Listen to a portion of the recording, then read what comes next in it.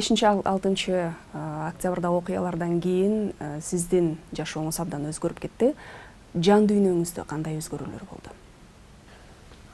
Жан дүйнөбүздө албетте ар бир адамда жан дүйнөсүндө өзгөрүү болот. Жан дүйнөдө өзгөрүүгө дагы үлгүргөн жокпуз. Акыркы 1,5 ай биринчи баягы эл алып келип ошо бийликке отургузган күндөн баштап суткасына бир 3-4 саат гана эс алып аттым. Бүгүнкү күнгө чейин деле ошондой өтө оор күндөрдү баштан өткөрдүм. Анткени бул бир килейген мамлекеттин, элдин тагдырын моюнга алып, ошонун жүгүн сүйрөп, баардыгын баягы тынчтык жол менен эч кандай бир мындай бир башаламандыксыз алып кетиш бул өтө кыйын экен. Бирок ошогон жетиштик. Жан дүйнөбүздө болсо эми баягы кандай десем эми өзгөрүүлөр эми жакшы жагына болду. Жакшы тилек менен болду. Баардыгы ушул тынччылык жолу менен бүтүп кеткендигине абдан ыраазы болдум. Элдин ушу колдоп турганына ыраазы болуп, анан Кудай буйрса ошол элдин колдоосун, элдин үмүтүн актайм деген ушундай бир жан дүйнөдө өзгөрүүлөр болуп, аягына ушул баштаган ишти аягына чыгарам деген ушундай бир ой болду, өзгөрүүлөр болду. Буга чейин ушундай күндөр келет деп ойлочу белеңиз? Эми ойлочумун, үмүтүм бар болчу, анткени үмүтсүз шайтан дейт. Башынан баштап эле биринчи жолу баягы 2012 жылы элдик маселелерди көтөрүп чыгып биринчи камалганда эле ошондо деле үмүт бар болчу. Кийин дагы ошо чет өлкөдө жүрдүм. 2013-төн баштап 17-ге чейин 17-жылы келип биринчи камаганда ошондо деле мен үмүтүмдү үзгөн жокмун. Акыры чындык жеңет, акыры мен элге толук маалыматты жеткире алам, акыры жеңишке жетем деп ойлогом.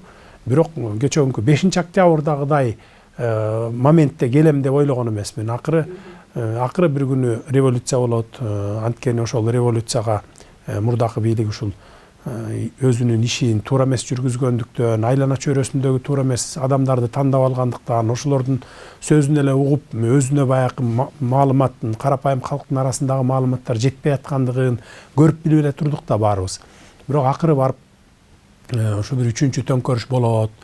Ошол болгондон кийин шайлоолор болот. Анан шайлоолор менен жетебиз го деген ушундай бир үмүт бар болчу да, жетем го деген.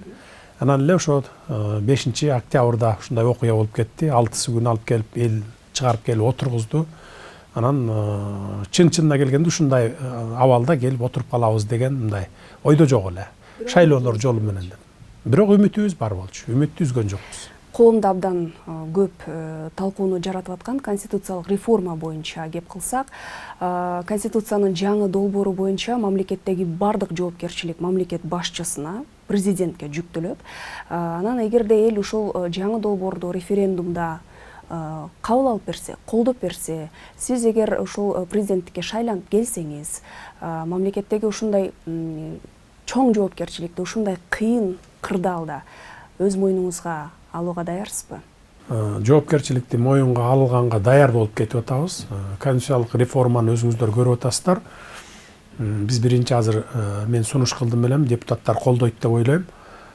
Ушу президенттик шайлоо менен биргеликте конституциянын кайсы мамлекеттик башкаруунун кайсы түрүн тандайсың деген суроону алып чыккыла деп сурандым, алып чыгалы деп. Кудай буйрса колдоп берсе, ушу президенттик шайлоо менен биргеликте бир суроо чыгат. Президенттик башкарууну тандайсыңбы же парламенттик башкарууну деген. Эл кайсы формасын тандап алса, ошол формасы менен конституция жазылат. Азыр талкуулар жүрүп атат.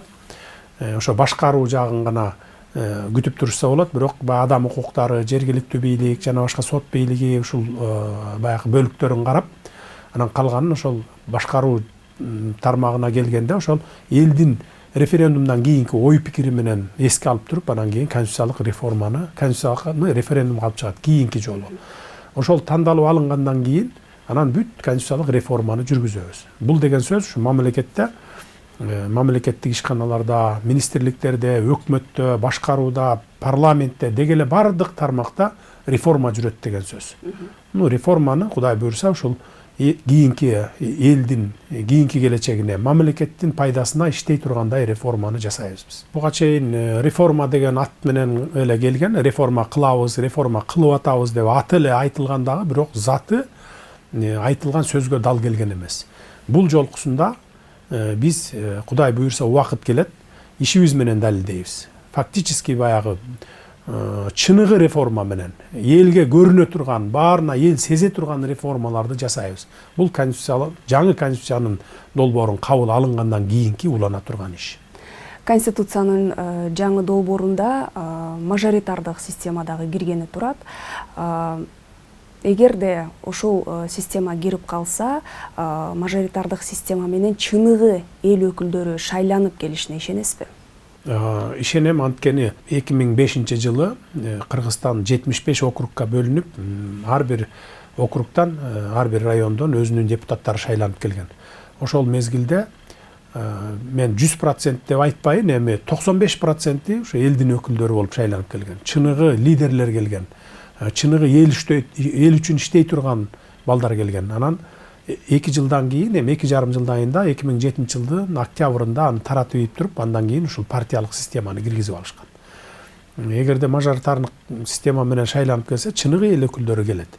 Анан биз только мажоритардык эмес, башка азчылыктын дагы кызыкчылыгын эске алып, мына мисалы аялдар келбей калат, жаштар келбей калат, эгерде мажоритардык система менен шайланса деп чыгып аткан элдерибиздин дагы кызыкчылыгын эске алып, биз ошон үчүн партиялык тизме менен да келе турганга ошол орундарды бөлөлү деп ушундай долбоор түзүп атабыз. Кудай буюрса кабыл алынып калса, бул эми конституцияга киргизилбейт, мыйзам менен аныкталат, конституциялык мыйзамдар менен, шайлоо жөнүндөгү мыйзамдар менен. Ошон үчүн жаштардын дагы, аялдардын да укугун тепселебей, азчылыктын да укугун тепселебей, алардын да кызыкчылыгын киргизип коелу деп атабыз. Сиздин шайлоо программаңызда сот адилеттүүлүгү боюнча жакшы мындай багыттар жазылганда, каралган. Сот адилеттүүлүгүн, акыйкаттуулукту кантип орнотууну пландап жатасыз? Сотторду муну мен жалгыз күчүм жетпейт. Ошондуктан бул сот системасын, сот тармагын түшүнгөн, ошону ичинен билген, тереңден билген адамдардан турган, кандидаттардан турган адамдарды топтойбуз. Сот тандоо кеңешине топтоп, алар аркылуу ошо сотторду тандап өткөрүп, анан кийин сотторду шайлайбыз. Мен ишенем, соттор деле баягы жаңы шайланып келген соттор адилеттүү, мыйзамдуу чечимдерди кабыл алат деп. Анткени биз өзүбүз тараптан ошо Кудай буйруп шайланып келип калсак, ак үй тараптан эч кандай сотторго кысым жасоо же болбосо телефондук звонокторду таптакыр тыюу салганга биздин эркибиз да, күчүбүз да жетет. Ал жагын биз сотторго камсыз кылып беребиз. Калганы ошо жаңы шайланып келген соттордун өзүндө калат, өзлөрүнүн жүзүндө калат, билиминде калат. Бая билимдүү, илимдүү болсо адилеттүү, мыйзамдуу чечимдерди чыгарат деген үмүтүбүз бар. Негизи эле ачык соттор дайыма ачык болуш керек. Камерага да тартылыш керек, аудиого жазылыш керек, аган тараптарга мүмкүнчүлүк бериш керек, адвокаттарга да мүмкүнчүлүк бериш керек. Бир гана баягындай жашыруун каралып аткан иштер гана болбосо, баягы мамлекеттик кызыкчылык же болбосо ушундай жашыруун иштер бар да. Ошолор гана тартылбаш керек, а калганы бүт баары ачык болуш керек. Тартылып туруш керек. Бул менин көкүрөгүмдө, жүрөгүмдө турган нерсе. Буга биз жетишебиз. Түрмөлөрдө адилетсиз отурган, же болбосо ушу майда чүйдө нерсе менен отурган адамдар өтө көп. Өтө көп. Аларды биз түрмөдө кармап алып, миңдеген адамдарды, миллиондогон сомдорду коротуп, элдин акчасын коротуп багып атабыз. Биз эки жактан зыян келтирип атабыз биздин мамлекетибизге. Биринчи, элдин акчасы менен аларды багып атабыз. Экинчи, аларды түрмөлөрдө кармап, бала чакасы менен барып, баягы аралашып жашаганга, анан көчөдө түрмөдөн кое берсек, өзүлөрүнүн жанын өзү багат, иштейт, анча-мынча мамлекетке тескерисинче салык төлөп пайда келтирет деген, үй бүлөсүн багат дегендей жагынан буларды аксатып атпайбызбы? Ошон үчүн эки жагынан пайда келет бул. 230 киши чыкты. Бул ошол аялдар бар, бала чака, балдары менен түрмөдө жаткан аялдар бар, анын арасында көпчүлүгү ошо аялдар. Андан сырткары ошол адилетсиз, мыйзамсыз соттолуп кеткен балдар бар. Андан сырткары ошо майда чүйдө менен гана соттолгон адамдар бар. Бул жерде баягы киши өлтүргүч, анан же болбосо ОПГнын мүчөсү дегендер жок, андайлар. Анан эми биз мындан кийин дагы Кудай буйрса баарын ревизия кылабыз. Бир сыйра комиссия түзөбүз, комиссия менен да карайбыз. Баягы адилетсиз соттолуп кеткендерди дагы ревизия кылып, эгер ошондой адамдар болгон болсо, биз дагы чыгарабыз. Буну баягы эч нерседен коркуштун кереги жок, кара пиар кылыштын да кереги жок. Баягы киши өлтүргүчтөрдү чыгарып атат, анан түрмөдөгүлөрдүн баарын чыгарып атат деп. Түрмөдө деле биз сиз экөөбүз окшогон эле адамдар жатат да, криминалдар да бар, ОПГнын мүчөлөрү да бар, анан жөнөкөй адамдар көпчүлүктү түзөт. Мисалы бир түрмөдө бир 1000 адам жатса, анын бир 100ү чыныгы ОПГнын мүчөлөрү болсо, чыныгы кылмышкерлер болсо, калган 900ү жөнөкөй адамдардын балдары. Жөнөкөй адамдар, жөнөкөй карапайым балдар, жетим балдар бар. Мисалы биз 11 классты бүткөндөн кийин баягы детдомдордон, жетим балдар үйүнөн 18ге чыктың деп аларды көчөгө айдап коебуз. Көчөгө чыгарып коебуз. Алар ар кайсы жерде жашашат. Туугандары да, жок болгон үчүн детдомдо чоңоюп атат да балдар. Биз мамлекет ошону такыр карабай койгондо, ал барып дордойго барып тачка түртөт, же болбосо бир кийим кечек уурдайт, же тамак аш уурдайт да түрмөгө камалып калат. Мына мен отурган түрмөдө эле 11 классты бүтүп чыккан балдардан 1 жылга жетпей, же болбосо 2 жылга жетпей барып камалып калган 5 бала барды мынакей. Жалаң ошондойлор. Мына ошондой балдарды дагы чыгардык. Ошондой балдарды да чыгарып атабыз да. Жетим балдарга биз мындан кийин мамлекет тараптан көңүл бурабыз. Бул боюнча менин программамда бар. Санариптештирүү менен коррупция маселелери боюнча суроолорду бир эле берген оң деп ойлойм. Анткени бири-бирине абдан жакын темалар. Санариптештирүү менен коррупцияны жөнгө салууга, коррупцияга бөгөт коюуга мүмкүн экендигин эл көрүп билип ишенип калды. Коррупция менен сиз кандай күрөшөсүз? Анан санариптештирүү багытында кандай иш пландарыңыз бар? Коррупция менен эми биз ачык айкын күрөшөбүз. Буга чейин деле мына ишти баштап койдук, өзүңүздөр билесиздер. Мына 1 ай иштесем, анын 20 күнү ызы чуу менен өттү, 10 күн толук кандуу иштедик. 10 күндүн ичинде көрсөттүк ишибизди. Мындан ары дагы ошо ишибиз менен далилдейбиз. Эми ал боюнча көп сөз айтпай эле коеюн. Ал эми санариптештирүү боюнча бардык министрликтерди, бардык мекемелерди, мамлекеттик мекемелердин бардыгын киргизебиз. Фискалдаштырабыз, санарипти киргизебиз баарына. Ал эми мурда чоюп жүргөн, ошондой кызыкчылыгы, өзүнүн жеке кызыкчылыгын ойлоп санариптештирүүнү киргизбей жүргөн жетекчилер, мекемелер жоопко тартылат кийин. Ошон үчүн мен мөөнөт бердим. Кудай буюрса келгенден кийин шайланып келип калсак анын баарын тең көзөмөлгө алабыз. Биз антип алар менен тамашалашып отурбайбыз. Жарым жыл, 1 жыл, 2 жыл дегенде. Мөөнөтүн эң көп болсо 2 ай, 3 айга мөөнөт коебуз. Аткарбайбы, жоопко тартабыз. Кыргызстандагы эң чоң байлык бул адамдык ресурс. Демек бул көңүл бөлүнүүчү тармак билим берүүгө келип такалат. Билим берүү боюнча сиздин оюңуз кандай? Билим берүүгө көңүл буруш керек да. Билим берүүгө көңүл буруш керек. Акча каражат жагын көбүрөөк бөлүп беришибиз керек. Окуу куралдарын жаңылап беришибиз керек. Анан эң негизгиси баягы министрликтен баштап мектептерге чейин баягындай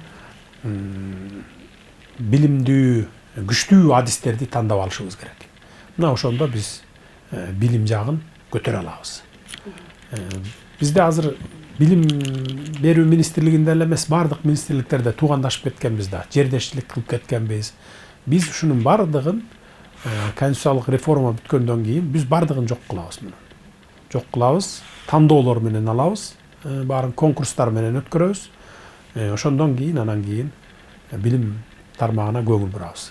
Билим, илим, анан маданиятсыз, маданиятты көтөрбөй туруп биз эч убакта мамлекетти өнүктүрө албайбыз. Мамлекеттин өнүгүшү ошо эң биринчи булагы билим.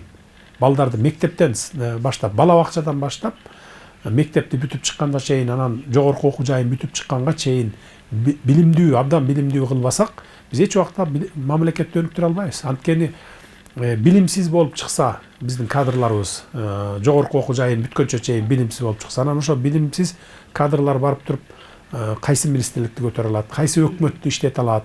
Ошон үчүн бизге билимдүү жаштар керек да. Биз муну бир тереңден, тамырынан баштап иштешибиз керек буга. Буга да жетебиз, Кудай буйрса. Өлкөбүздөгү эң чоң байлык бул суу. Сиз менен ошо гидропотенциал жөнүндө дагы сүйлөшкүм келип атат. Энергетика тармагында абдан чоң долбоорлор башталып, аягына чыкпай жарым-жартылай жолдо турат да. Ушул сиз эгер президенттикке шайланып келсеңиз, ушул тармактын тагдырын кандай чечесиз? Энергетика тармагы боюнча дагы мына азыр инвесторлор көп келди. Мага 1 айдын ичинде 100дөн ашык инвесторду кабыл алдым. Ар кайсы тармакка келип атышат. Ошонун ичинен бир 10 чактысы ушу энергетика тармагына деп келишти. Биз ушу инвестиция салалы, мамлекет менен биргелешип иштешели деп. Биз негизи өзүбүз электр энергия чыгарган өлкөбүз. Анан жайлы-жайлы электр энергияны сатабыз дагы, кышында кайра башка өлкөлөрдөн сатып алат экенбиз. Кошуна өлкөлөрдөн 3 эсе кымбат баа менен. Анан мен муну баягы күлкүмүштүү деп көрүп атам да. Өзүбүз электр энергия чыгарган өлкө болсо, анан кайра башка кошуна өлкөлөрдөн сатып алсак бул кандай деп. Ошон үчүн биз ГЭСтерди курушубуз керек. Чоң-чоң улуттук долбоорлорду менен түзүп, ГЭСтерди курушубуз керек. Биз электр энергияны кошуна калоңдорго анан өзүбүздүн эле эл журтка эмес, керек болсо алыскы өлкөлөргө чейин жеткиргенге биз жетишибиз керек. Эң менин ошо программамдын эң орчундуу долбоорлорунун бири ушул электр энергия тармагы. ГЭСтерди салышыбыз керек да.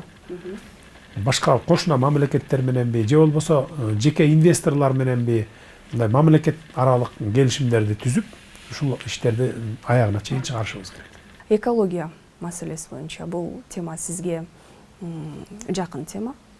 Анан ошо шайлоо программаңызда экологиялык көйгөйлөрдү жөнгө салуу менен жакырчылыкты жоёбуз деп айтыпсыз. Кантип? Экология боюнча биздин мамлекет боюнча мурдатан бери 30 жылдан берки баягы алтын кен, күмүш, жез ушу чыккан жерлерди лицензияларын берип, анан лицензия алгандар барып туруп баягылардын эрежелерин сактабай казып алуудан келип чыккан ушундай иштер жүрүп, бүт экологиябызды талкалап салган экен. Мен өткөндө түштүк жергесине Алабукка Чаткалга чейин барып келдим. Башка кумтөрдү текшергенмин, убагында билесиздер, мына 8 жыл мурун. Ошондон улам мен көтөрүп чыккан маселем ошо экология болчу. Өткөндө келип алтын, күмүш чыккан жерлерге лицензия берүүнү мораторий жарыялап токтотуп салдым аны. Мындан ары алтын, күмүш чыккан жерлерге берилбейт лицензия. Анткени азыр дагы бере берсе, барып калган каткан жерлерибиздин баарын талкалап ташташат экен. Мисалы, Алабукка Чаткалды барып көрсөңүз ыйлагыңыз келет. 1000 жылдар көргөнсүзбү? 1000 жылдар бою сакталып келген 1000 жылдык арчаларыбыздын баарын талкалап, бай алтын казабыз деп, бай алтын чайкап алабыз деп, ошонун баарын талкалап кеткен да. Эми мындан ары андай акмакчылыкка жол бербейли деген максатта ошо мораторий жарыялап койдук. Лицензия алып иштеп аткан мекемелер иштей берет. Алар менен болсо биз экология жагын текшерип көрөбүз, кандай баягы чыгымдарды келтирген, кандай зыяндарды алып келтирген деген сыяктуу. Анан плюс андан сырткары жергиликтүү калктын дагы кызыкчылыгын коргой турган келишимдерге жетишебиз. Мунун баары ошо Кудай буйрса шайлоодон кийин боло турган иш.